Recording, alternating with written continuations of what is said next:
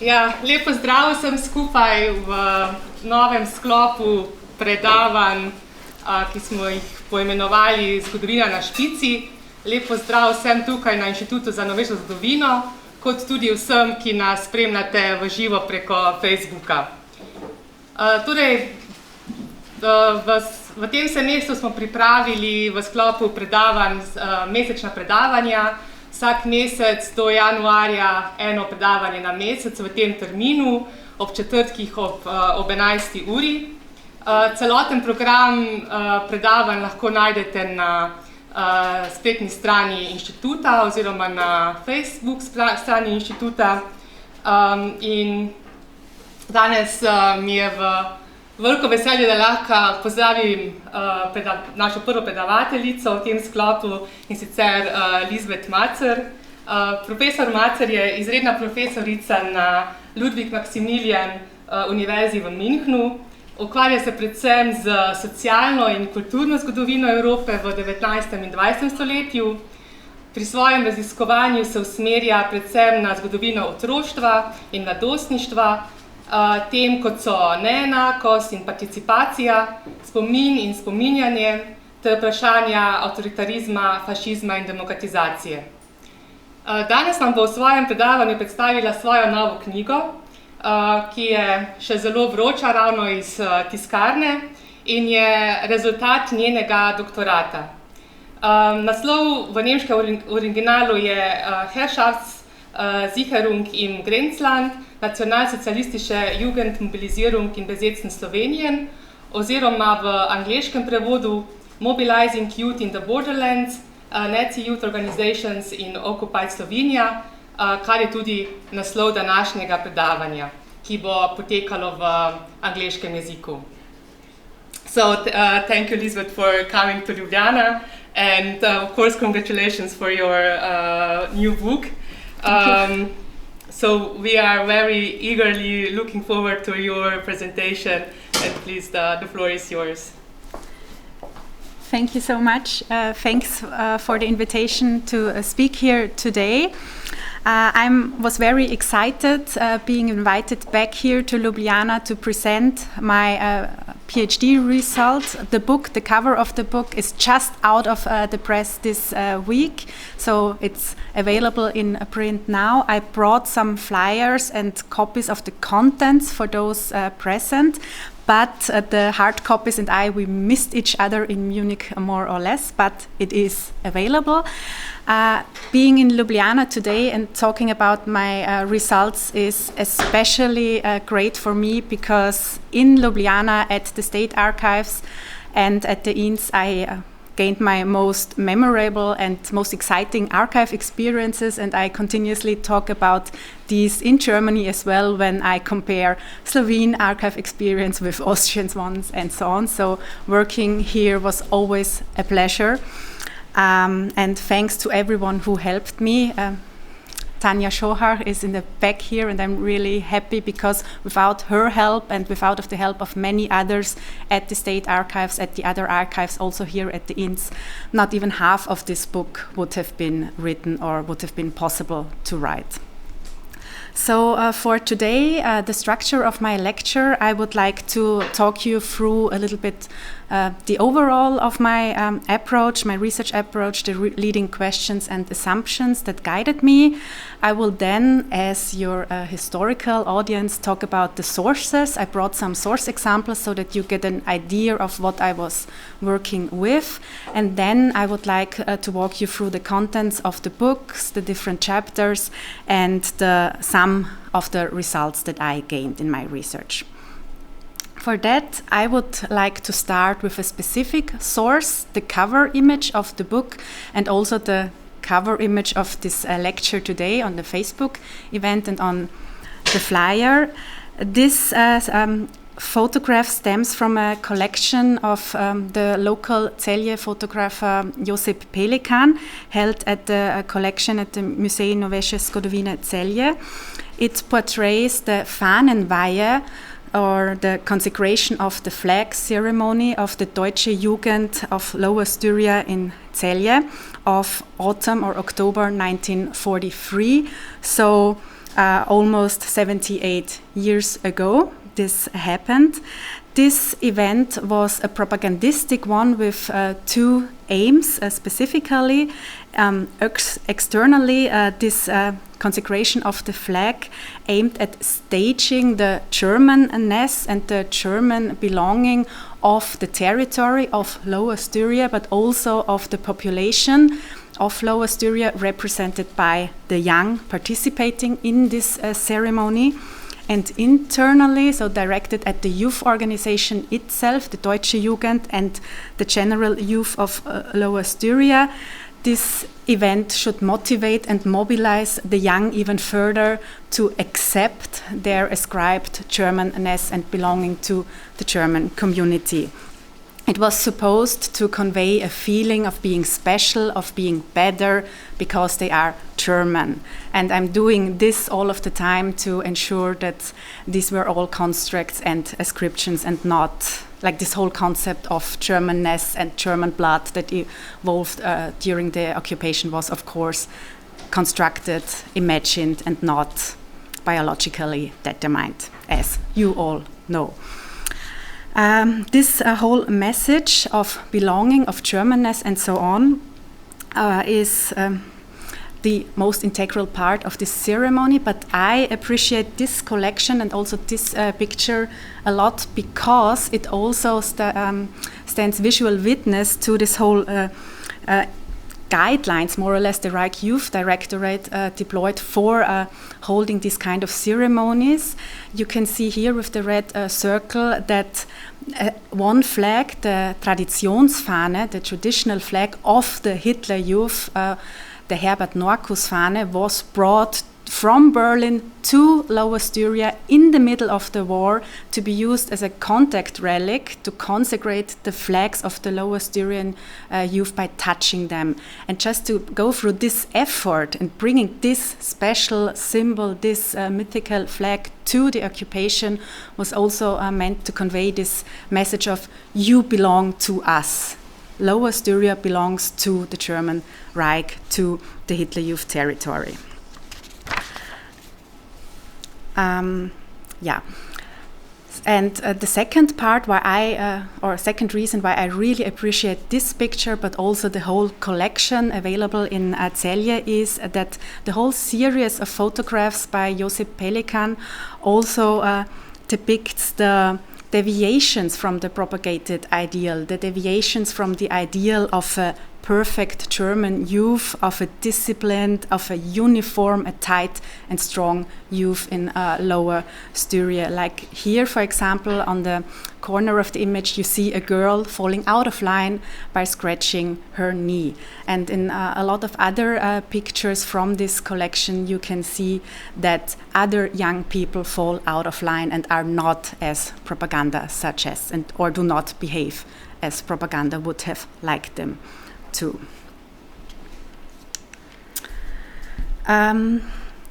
Overall, and you probably know already, my research focused on the trans-border links and engagement between today's Austrian states Carinthia and Styria and their respective Slovene neighbor regions that were put under German occupation between 1941 and 1945, so Upper Carniola and Lower Styria. And I will use the English designations throughout this lecture to not be lost between three languages in that sense. Contrary to presenting in Germany or other places around the world, I'm really happy today that I don't have to go in detail concerning the Habsburg legacy of these territories, because for a change, you know what I'm talking about, and this makes me even more happier to be here. But just a brief limitation on the research scope. The Italian occupational zones you see on this map that depicts more or less the area around the start of the occupation in 1941 and where later on the Operationszone Adriatisches Küstenland was established in late 1943. I did not focus on this area specifically, although I touch upon what was going on there at some parts of the book. But a large-scale youth mobilization and organization did not set in there at all, or was attempted very late on. But maybe for someone present here today in the room or online, it might be of interest to look closer into potential or attempted transfers between the Italian fascist youth organization established there and the to-be Hitler Youth Organization. I was not able to do that, but I guess that might be of interest. And I think there are some sources or collections at the State Archives concerning that. In this area, three main considerations guided me throughout the project. The first one was this assumption that those who control the youth ideologically would also control and rule the future. So these mythical ascriptions to youth on the one hand as symbol and hope for the future, and on the other hand the self-ascribed mission of the Hitler Youth and the Reich Youth Directorate to be the only institution to provide this ideological control of the youth for the future.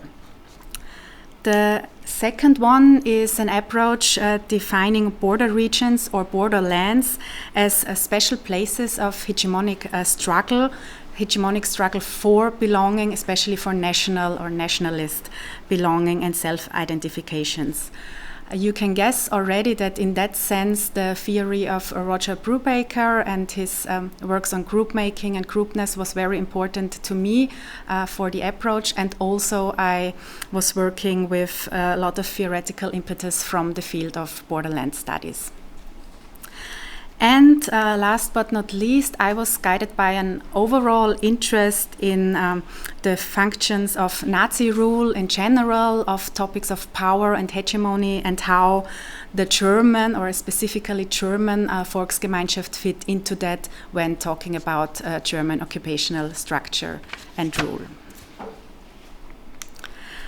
This leads me to 4 central lines of investigation that you can see throughout the book, more or less. First, confronted with the conflicting realities I talked briefly before, so the conflicts between the ideal and the realities of youth mobilization. The Hitler Youth sub-organizations were constantly and continuously adapting their procedures and their programs to counter these more or less processual failure they were dealing with or had to deal with in the occupational zones. So the practices and strategies they deployed were flexible and variable throughout the occupational period. Second, the field of youth mobilization was also instrumentalized by the Hitler Youth or the Reich Youth Directorate to strengthen or foster the hierarchical position of the Hitler Youth within the Nazi overall polycratic system of power and rule. And engaging in the borderlands for the Hitler Youth was supposed to have this kind of legitimizing effects from the borders to the inland territories, or from periphery to center, to reference Magdalena Wenken's latest book. The third aspect that guided me was the assumption that, contrary to Nazi racist ideology, the criteria for inclusion into the imagined Volksgemeinschaft, or the community of Germans, were treated more and more relaxed and flexible throughout the occupation. And the same, of course, applies for criteria concerning membership in the Nazi youth organizations. While I was looking not just on these attempts of German group making done or attempted by the Hitler Youth organizations, I was also looking into the motives relating to that. So what drove the leading agents, but also what drove the youthful target group in that sense. And these designations and the promises of the Volksgemeinschaft were very important in that matter, or were supposed to be very important or become important here. this opening up or flexibilization of the propaganda construct of the Volksgemeinschaft proved to be very important in a context of National Socialist imperialism directed at Europe in that sense. And looking at youth mobilization, it becomes clear that this imperialism was also a colonizing endeavor in that sense. And this fourth part is marked or written in gray on the slide, because this is not something I started with.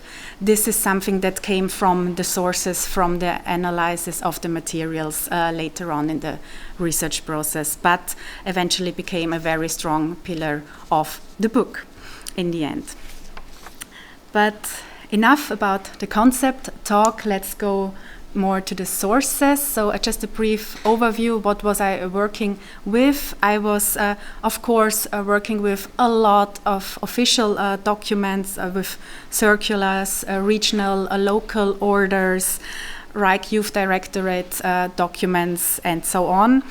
I was working with administrative records from the local and regional levels, mostly consulted in the Slovenian archives, and this, I have to emphasize, is really something special about the doing research on Hitler Youth in Slovenia, because that kind of detailed records from the local levels are not available or preserved anywhere else, not even in the core territories, because somehow they were not destroyed here, but at other places they were burned in late 45. So this was another thing that made it so exciting coming to Ljubljana and to Celje and to Maribor and so on to do my research, because actually there was things to research and to work with. Then I was besides newspapers and propaganda material, also working with more private sources, so with personalized files like court records, but also staff records from the youth organization or from other Nazi institutions. And I was able to consult few or to use few interviews and ego documents, but I would have liked to grab or get my hands on much more, but at the end it was not possible to this extent. But I think the book that came out still paints a very diverse and picture. Language-wise, and this is probably something that you have been asking yourself, so most of the sources I was working with were written or were in German. That made it so much easier for me. In Slovenian were mostly the archive registers in that sense. Tiny minority of source material was in Slovenian language, but a slightly bigger part was in a mixture of languages. Maja Lukacs tried to help me in transcribing some of those, I remember, years ago. So thank you for that. So this mixture was something like the regional dialect spoken in Upper Carniola and Lower Styria, Standard Slovene and Standard German fused together, and this I found really intriguing in a context where being German under German occupation was officially inseparably linked with speaking proper German and speaking German well. And this leads me to the first source example. This is an answer sheet of the ideological competition of the Kriegsberufswettkampf, like a competition of young workers all over the Third Reich. This is from Upper Carniola because the Upper Carniolian youth participated in this competition as part of the Carinthian regional championships. The Lower Styrian youth, on the contrary, did not participate because they were more separated from the Styrian Hitler youth than was the case with the other territory. Here, as of course in early 1944, the language skills of most of the young target group in the occupation zone was not as propaganda suggested. But in order to fake this image of the German and motivated and German-speaking youth in the occupation, the contestants in this competition were allowed to answer the questions in Slovene, in German, or in a weird mixture of both. And what I found really interesting and what I was able to trace in the state archive funds is that even the practical parts, like the dictations, they were held in Slovene, not in German, for this whole competition. And the funny or the pragmatic part, however, was that the evaluation of these competitions was organized in a way that only those who would answer these questions content-wise properly, of course, but all in a proper German, those would get more points than the ones answering in Slovene, to ensure that the winners of the competition would paint or be in line with the propaganda picture of the German youth. The two sentences I put on the slide from the not that well readable source example are just to give you an idea of what I mean when I talk about language mixture. So structure of the sentence, grammar, but also words. The second source I brought with me today is a logbook of a girls group, a girls group from Assling, the Standort Assling, today's Jesenice in Upper Caniola. This Dienstbuch, a logbook, was written for between summer 1942 and summer 1943. So it was documenting attendances, services held, but also membership developments for quite a year. This source proves that the propaganda was, again, not painting the accurate picture of youth attendance and youth enthusiasm, as here you can see that like all the zeros indicate that people did not show up, that a lot of people did not show up for any of the events for a month or even for a much longer period of time. Although they were formally, officially members of the group, they just never came. The next group of sources were the most exciting ones for me to work with, as being the historian I am. So on the one side, you see a personal card of a Hitler Youth leader from a Hitler Youth leadership collection of the Ban Kreinburg, Kranje. And here it's special this written mark bandit, indicating that this Hitler Youth leader defected to the partisan resistance at some point, although he already went through a potentially sufficient amount of Hitler Youth indoctrination and training. And this is an aspect where I also think that some more research would be fruitful, but done by someone with a lot more Slovene skills than I have, that this competition between the attempted Nazi youth mobilizations and potential partisan recruitment, and also what happened to these young people after 45 and what impact that had on their life stories and so on, would be a very, very interesting, maybe book, but certainly essay, I guess. And the other source on this slide is from Lower Styria. It's evaluation form from a leadership training institution of the Deutsche Jugend. These kind of sources, they are usually two-sided, and sometimes it's 4 pages of evaluation talking about the performance of the young in the training camp. That was usually 2 to 3 weeks. But what I mostly used these evaluations for is to determine and analyze this shifting and variable logic of the ascription, of ascribing and defining Germanness of local youth. So who is evaluated as German enough to lead a group and who is not, and what characteristics for one case determine Germanness, but for a complete other case mean the opposite. So it's really flexible and subjective, so not standardized procedures. And the last source I brought to you stands for staff files and of leading agents, so those at the highest parts of the Hitler Youth hierarchy. I brought to you the example of Edeltraud Kotzmann or Traute Lorinsa, as you find her in the sources on the Lower Styrian girls organizations. So she was the highest leading person of the Deutsche Jugend Girls Organization from 41 to 45.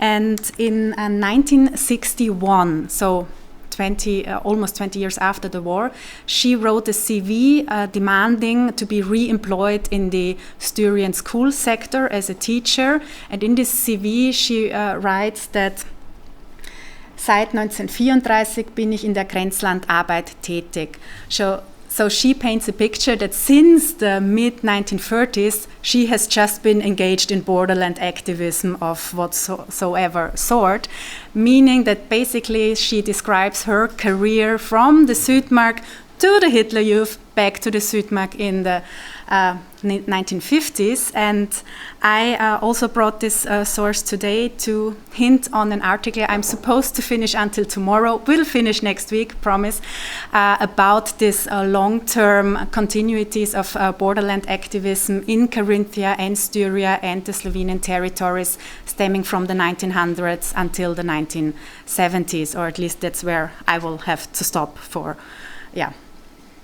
pragmatic reasons in that sense. Traute Lorinza and others like her and the documents about these people enabled me to research the motives of the highest acting leaders and to paint this picture of a consciousness that they were motivated by a consciousness of fulfilling a civilizing mission, that what they were doing was a good cause because they would teach Germanness to the uncivilized in that sense, or in that borderland activism logic, of course. And also very important, that most of those high-ranking leaders like her came from Styria, came from Carinthia, some from Salzburg because they had to, some from Vienna. So the whole youth mobilization in the occupied territories, but also the occupation as a whole, was primarily an Austrian endeavor or was a regional Styrian or Carinthian endeavor. These biographical perspectives that I talked about now were continuously fused with institutional histories throughout the book, because at those moments where the institutional sources challenged me, I was able to fill the gaps with the biographical narratives and even gain more insight into the whole procedures of the occupation and youth mobilization in that sense. I also used both together because it was important to me that the occupation or the Germanization activism did not just start in 1941 with the start of the occupation, but that the whole practices and also the ideological background had a long durée history. So I started in the late 19th century to show these continuities in the book as well. I also wanted to highlight the complex field of cooperation and competition within the Nazi system of rule, also, but not only regarding the youth organization. And especially for this, it was important to fuse institutional with biographical histories, because usually it was easier to establish cooperation when the person in charge was already a member of two or more associations within the Nazi system.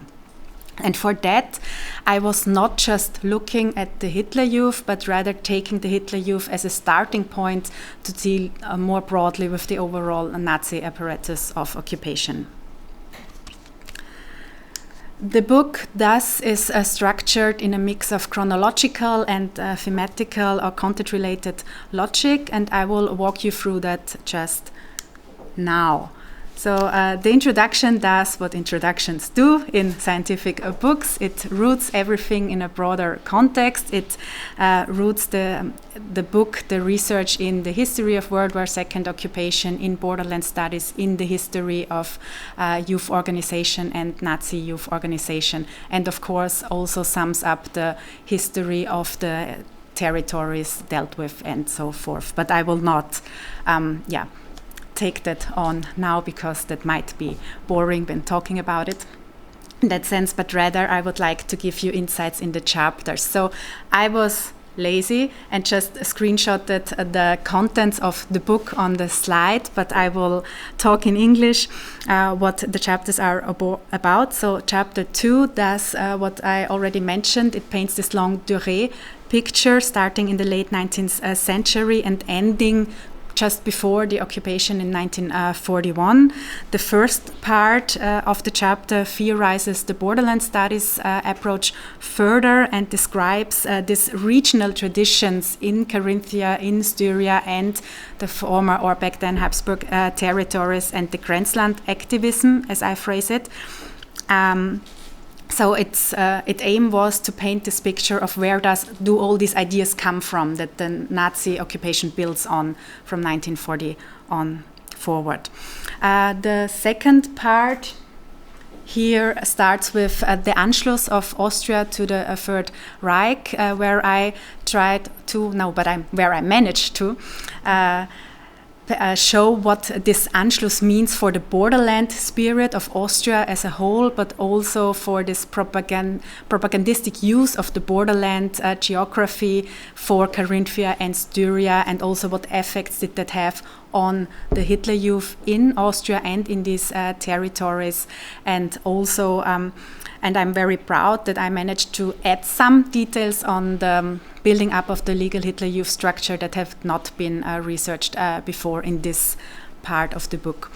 But this is just details. And then the chapter ends with explaining the ideological and political preparations directed to the south and preparing the soon-to-be expansion of Carinthia and Styria in 1941.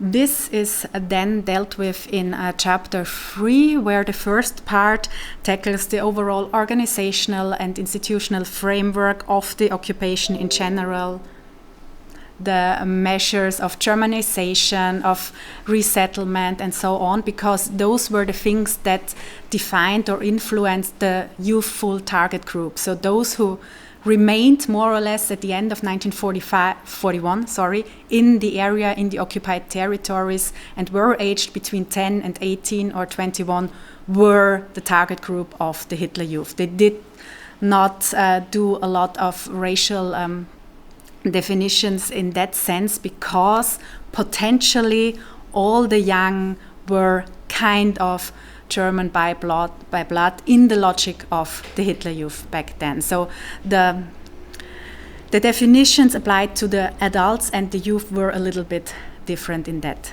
sense. The second part of the chapter deals more strongly with the organizational setup in both territories, in Lower Styria and Upper Carniola, and compares it with what happened before in Austria from 1938 to 1940. So fusing both chapters together, chapter 2 and chapter 3, it becomes very clear already that what happens from 1941 on is strongly linked to the biographical and institutional experiences of the decisive actors gained before the start of the occupation.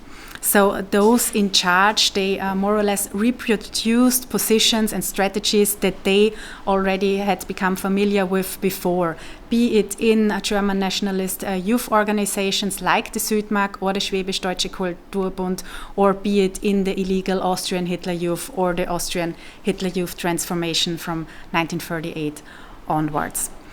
Thus, in Upper Carniola, the strategy employed was one similar to what happened in Austria before. So they started with a Befehlsstelle, a command post, and a so-called Kärntner Volksbund-Jugend that was slowly transformed through this interim stage of the Hitlerjugend-Anwärter-Einheiten to real Hitler Youth units in 1943 and incorporated into the Carinthian territory in that sense.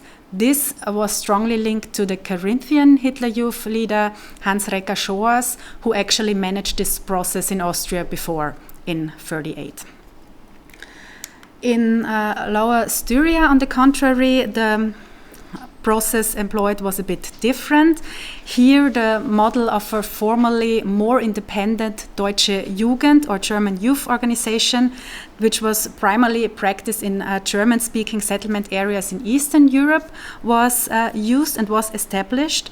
And this again can be explained with the involvement of actors like Traute Lorenza or also Reinhard Bühl, who were socialized and trained in that sense in the Schwäbisch-Deutsche Kulturbund or the Schulverein Südmark before. Both of these institutions were aiming at fostering the Germanness or Germandom in these areas long before 1941. Overall, to sum up this setup procedure in both territories, the first step was to staff the highest management bodies or the central management bodies. And after that, in summer 1941, large-scale language courses kicked in for the overall population, but some also targeting youth specifically. Parallel to these language courses, local youth were selected for leadership training to prepare them to take on leadership tasks on the lower and middle management levels of the Hitler Youth in their respective hometowns and villages. In fall of 1941, so 80 years ago, almost exactly, regular Hitler Youth activities like weekly services were supposed to start everywhere, all around the occupational zones, but were in fact numerically stronger and geographically more extensive or spread more broadly in Lower Styria. There I attest a difference in space or speed. On the one hand, comparing the both occupational territories, so Lower Styria was faster and more organized or stronger in that sense than Upper Carniola. And on the other hand, there is also a divergence between rural and urban areas, of course. And this can be traced back and explained with the different levels of preparatory work done by, for example, the Schwäbisch-Deutsche Kulturbund up until 1941. So one can see that the areas, especially the urban areas where this Kulturbund had strong youth groups, were faster and were stronger in implementing Hitler Youth regular services than those who did not have these traditions, to phrase it like that. This problem that the preparatory work was not equally done led or forced the Hitler Youth to enter into stronger cooperations with other Nazi institutions in the occupations. And this field of cooperation and competition with other agents and institutions in the occupation is tackled in chapter 4, where the first part deals with other institutions that comparably to the Hitler Youth claimed to have the right recipe in Germanizing the young, like the Reichsarbeitsdienst or, for example, the student services directed south in the summer holidays. The second part of the chapter is dealing or dedicated to the school and teacher complex, where I explain more about these interconnections between the Hitler Youth and the school system, like how Hitler Youth leaders were employed as teachers or helping out as teachers in areas where there was a lack of German-speaking teachers, but also where teachers were also forced to build up Hitler Youth groups because there was a lack of Hitler Youth leaders and so on. The fifth chapter was for me, the most fun part to write, and that's probably why it's the longest chapter of the book in that sense. This chapter deals with the attempts of Germanization and also this changing characteristics of what it meant to be German, or what how the youth, the local youth, should express their German belonging, their Germanness, but also how the Hitler Youth tried to teach German behavior to the local youth in the occupation zones. So also here the first part is more directed on regular measures like the weekly services, but also the language courses, and also this symbolism evolving around the propaganda a propagandistic staging of belonging, like the flag consecration I showed you at the beginning of my talk.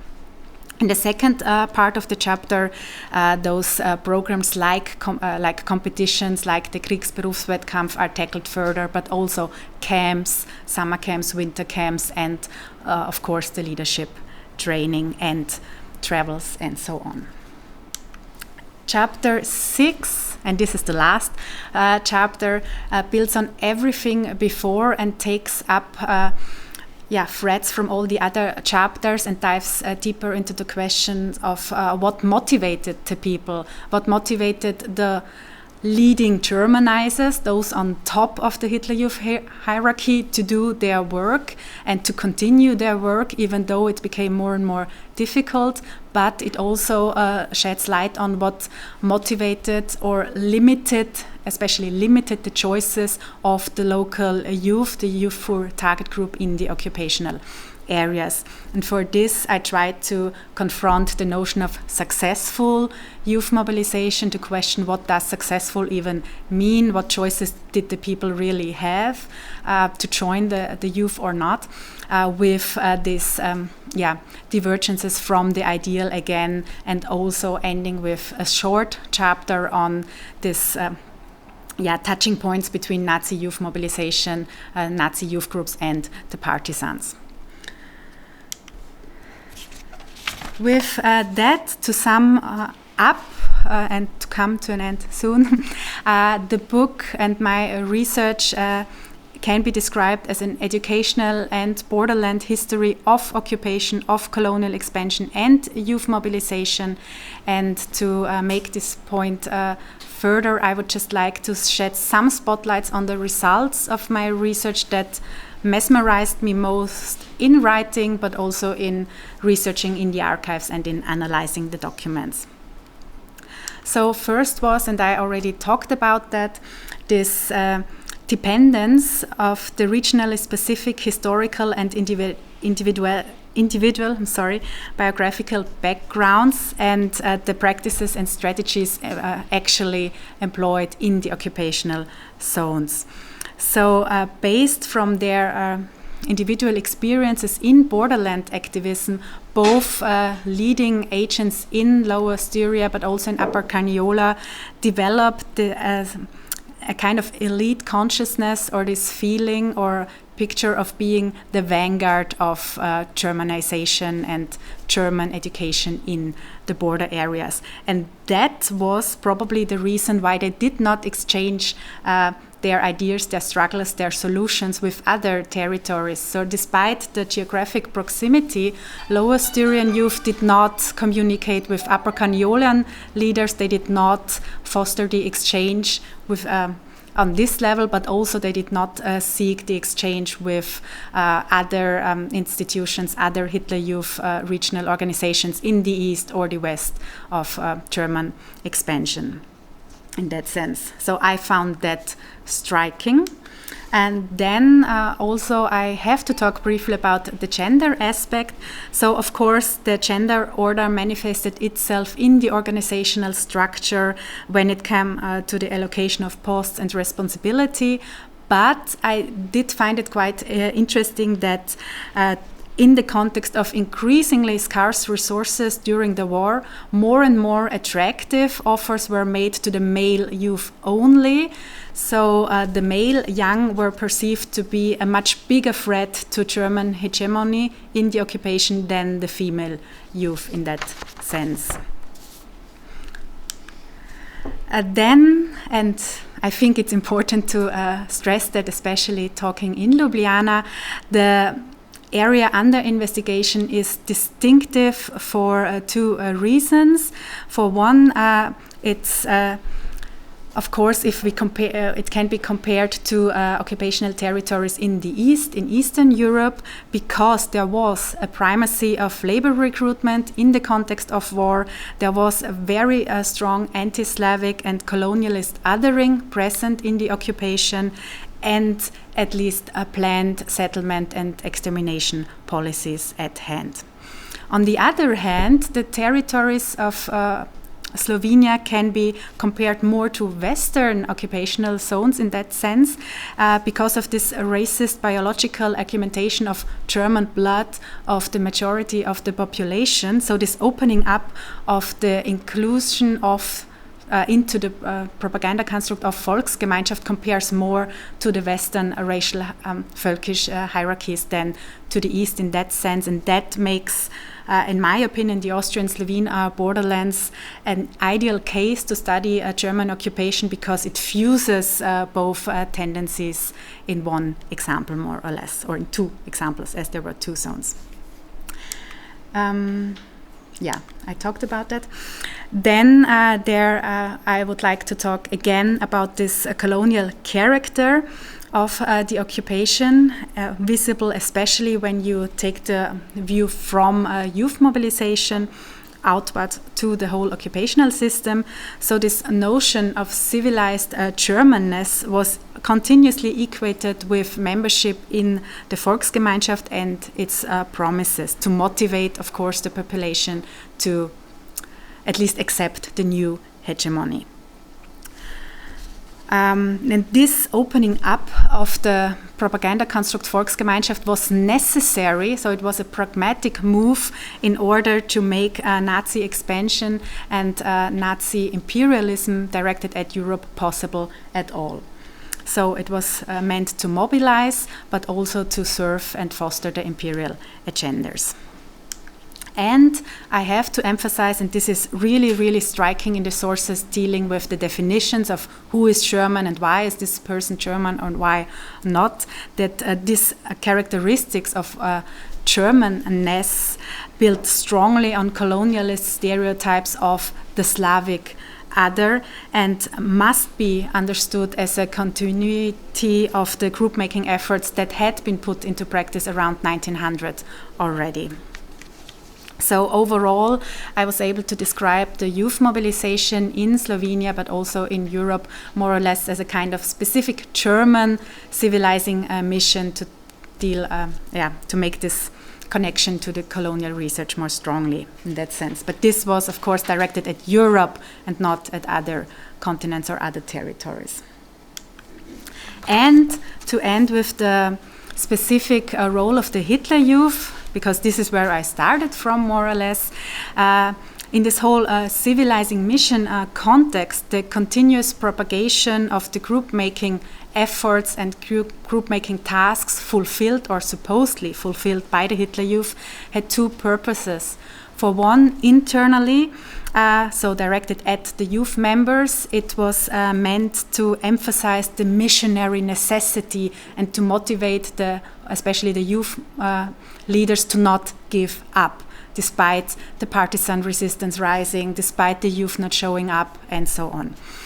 Externally, but meaning the whole Nazi system of rule in general, this self-portrayal of the Hitler Youth as a Germanizing authority was used or was supposed to help justify their own activities and presence in the borderlands, and were supposed to help or strengthen their own position within the Nazi hierarchy in general. But this did not work out as planned, as especially the pragmatic cooperations the Hitler Youth had to enter into showed that the Hitler Youth did not achieve this position they claimed for themselves in the hierarchy and not in the mobilization and Germanizing mission in the occupation territory. With this, I would like to end my lecture with some further reading suggestions or shameless self-promotion.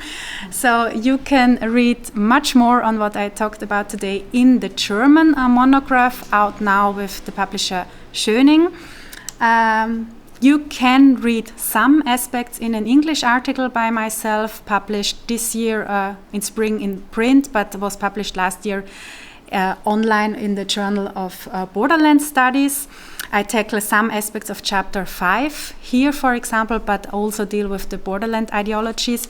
And the last part is what makes me really happy, that thanks to a translation by Alexander Žižek, some of my results will be published in Slovenian early next year. So thank you so much for being here. Thanks for inviting me, and I'm really looking forward to discussing with you further.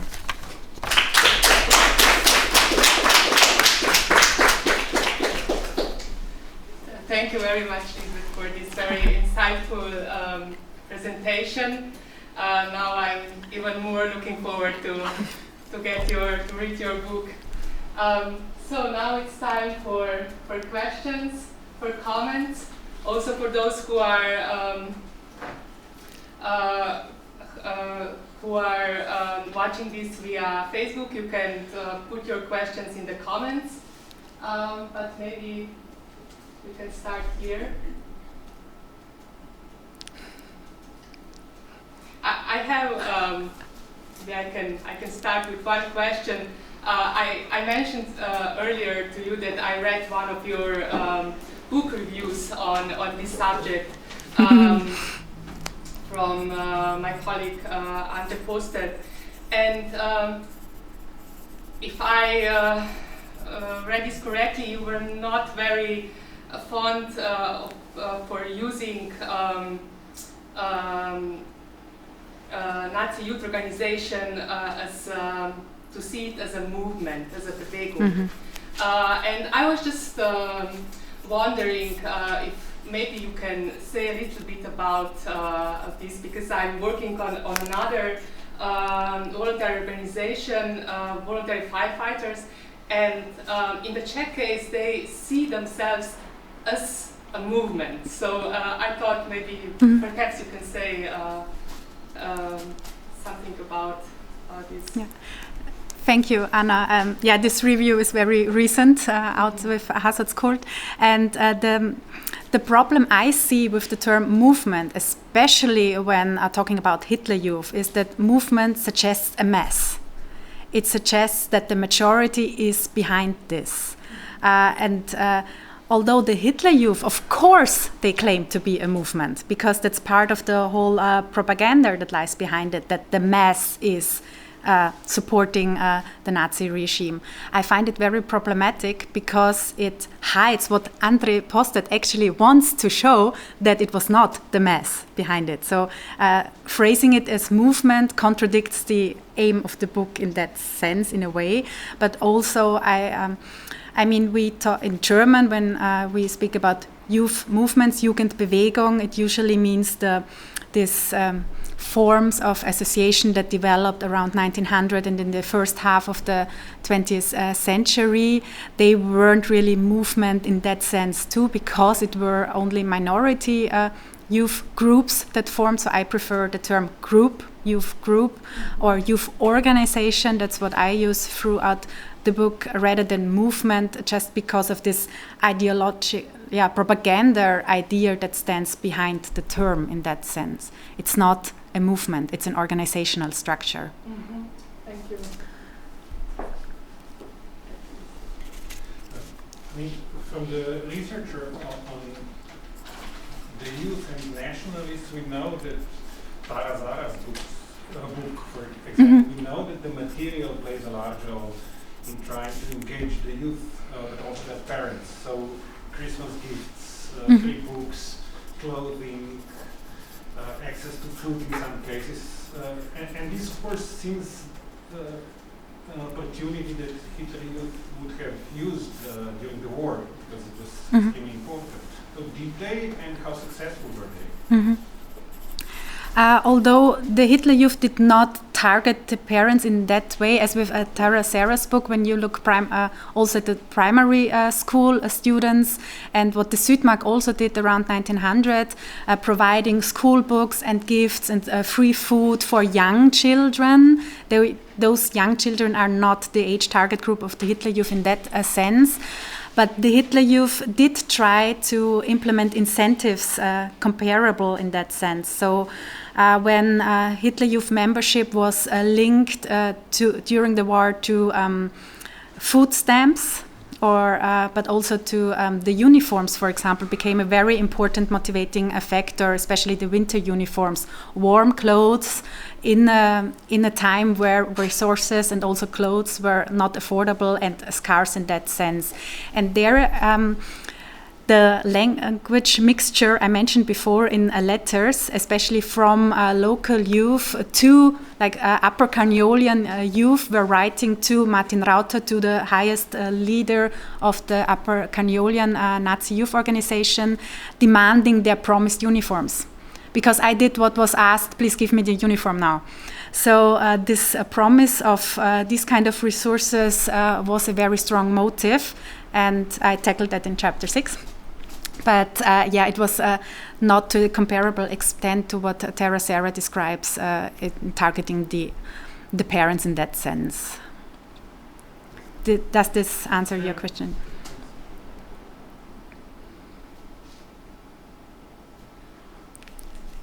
Thank you for a really nice lecture. I really enjoyed it.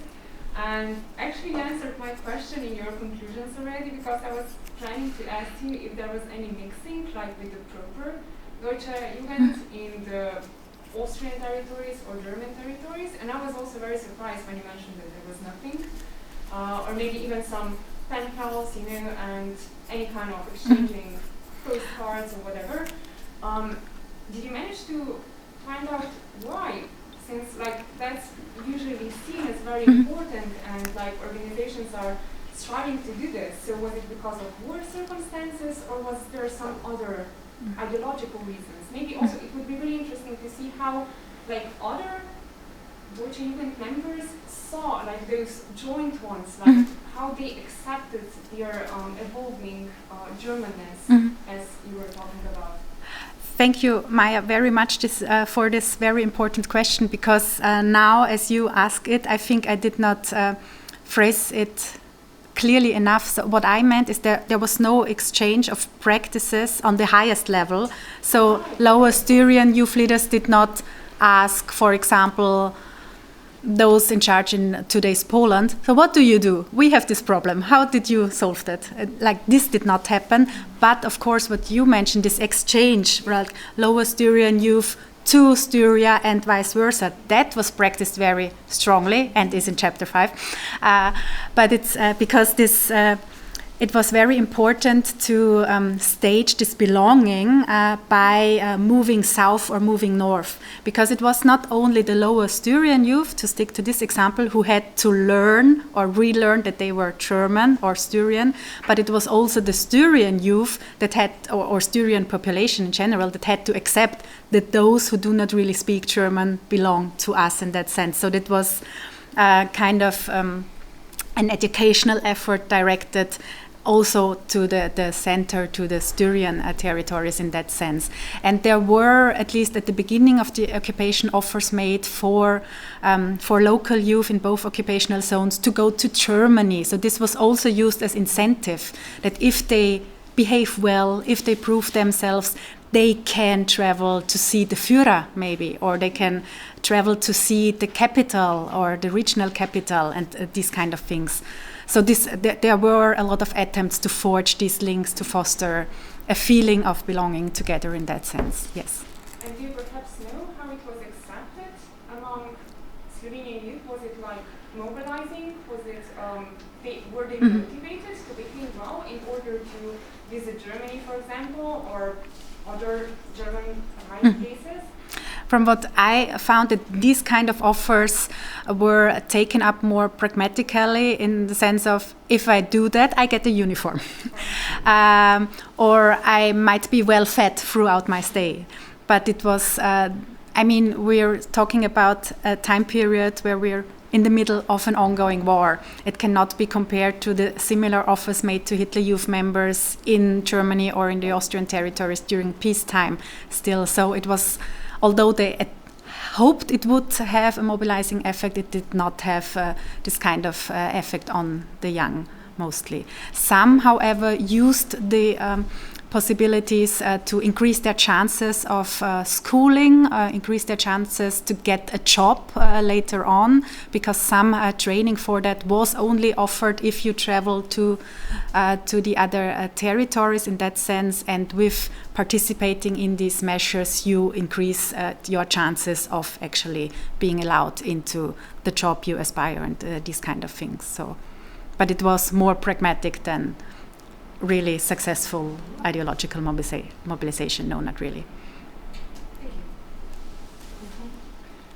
We have a question here in the Facebook chat. Great. Max Lacher writes and asks, thanks for the great presentation. You talked about the colonial aspects of anti-Slavic stereotypes or othering. Could you explain that a little further? What are these colonial aspects, maybe in comparison to Eastern Europe or colonialism in Africa and Asia? Thanks a lot for this question. So this colonial aspects, in the sense, for one, is the hierarchy. Germanness, German being German, is high up the food chain, is the best in that sense, or was portrayed as the civilized ideal. And everything else, especially everything Slavic, and interestingly enough, it was mostly talked about Slavic and not Slovene others in that sense in the sources. So it was all put together. So you encounter similar othering procedures in Eastern European occupied territories as well. Or I think that, so I'm now talking to the computer, that's weird.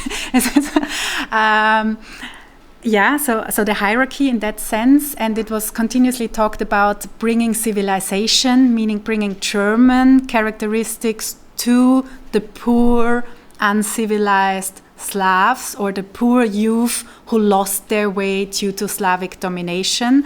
And so that was the mission, and this kind of missionary sending or consciousness is something that you encounter with missionary projects and endeavors also in colonial times. How in like when you research more the missions from France, for example, in their colonies in that sense. So this hierarchy and also this good doing by civilizing the poor in that sense. And please, I'm quoting the sources here. This is, of course, not my opinion or anything. So this is why I think it's a special Nazi National Socialist colonialism that we see in the expansion and the occupation of great parts of Europe. That was quite broad. What other examples can I give? Yeah, maybe where do you really see this hierarchy? What they talk a lot about is health, the body, of course, the trained body, the strong body, but also the hygiene issue that finally, with the Hitler Youth, the young in Lower Styria learned how to wash their hands. But they didn't do it before, or that's what they said, or that's what they claimed, like this kind of absurd hierarchical colonialist othering in that sense. So finally health and hygiene is brought to these barbaric regions in that sense. That's where you see the colonial othering and stereotypes very, very strongly. And then also, of course, education and culture and so on is where this is very much visible. Yeah. Thank you.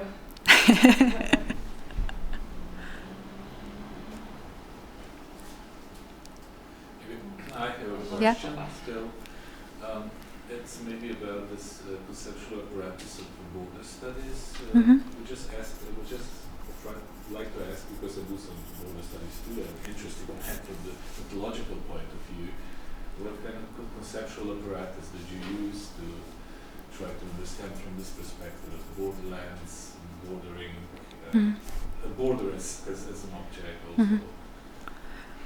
So from this conceptual point, I was where Borderland studies really helped me was with this assumption or this view of borderlands, not just sticking to a state border, but a borderland can be anything where the self meets another, where images of self and other are being negotiated and renegotiated, and borderland studies state that these kind of areas that can be near state borders but do not necessarily have to be are places where belonging and identities, depending on what term you prefer, are in flux, are constantly changing, are evolving, and I think with this whole issue of who is German and who is not, you see that very well, that it's not defined that easily, that even being German is renegotiated pragmatically throughout the occupation,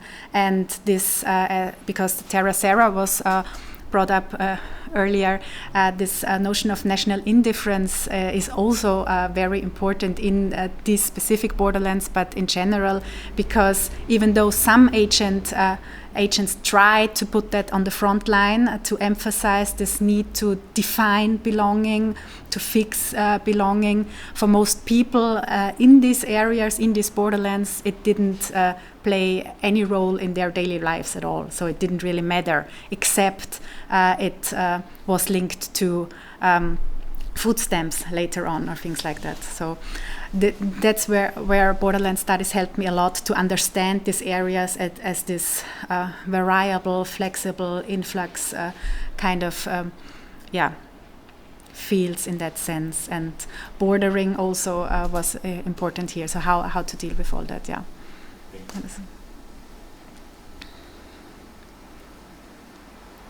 More questions or comments?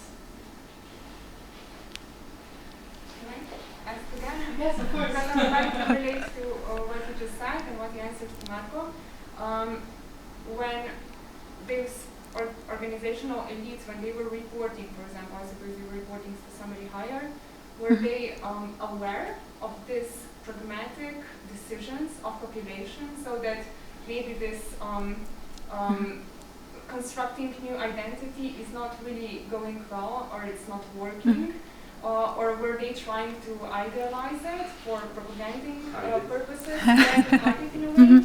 So were they realistic, or maybe they even didn't perceive it this way, as we do now when we are looking backwards and to the sources?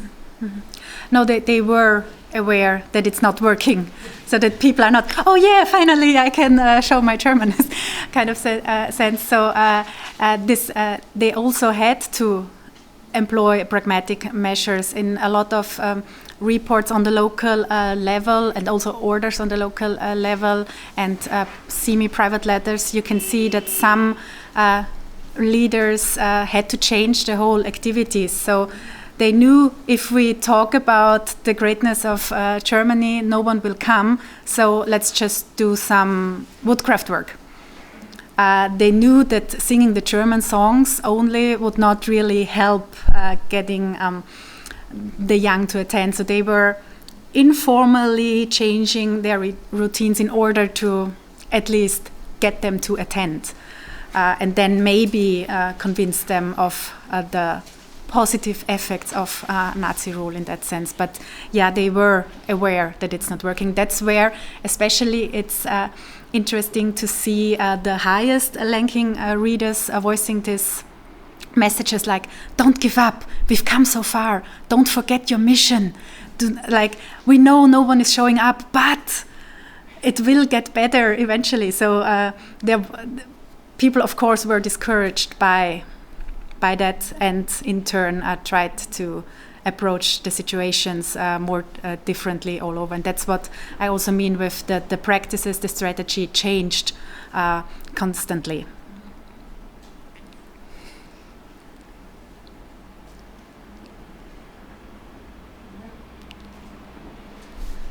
If not, then I would like to thank you, Lisbeth, for your presentation. Now the book is in German. Maybe this can be also appeal to Slovenian publishers to consider publishing the book in Slovene. Thank you also to everyone attending the lecture, everyone via Facebook, and all the best. Thank you so much.